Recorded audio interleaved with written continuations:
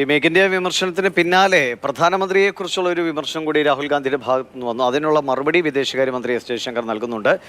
വിദേശകാര്യമന്ത്രിയുടെയും സന്ദർശനത്തെക്കുറിച്ചായിരുന്നു രാഹുൽ ഗാന്ധി പറഞ്ഞത്. അത് പച്ചക്കള്ളമെന്ന് വ്യക്തമാക്കുകയാണ് ജയശങ്കർ.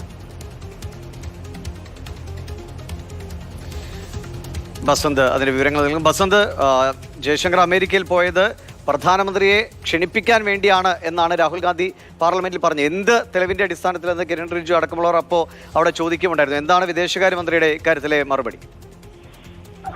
അല്പസമയം മുമ്പാണ് വിദേശമന്ത്രി എസ് ജയശങ്കർ രാഹുൽ ഗാന്ധിക്ക് മറുപടിയുമായി എക്സിൽ എത്തിയത്.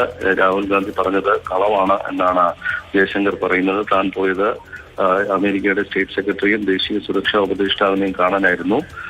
അല്ലാതെ ട്രംപിന്റെ സത്യപ്രതിജ്ഞയ്ക്ക് മോദിക്ക് ക്ഷണം സംഘടിപ്പിക്കാനായിരുന്നില്ല എന്നാണ് ഇപ്പോൾ ജയശങ്കർ പറയുന്നത്.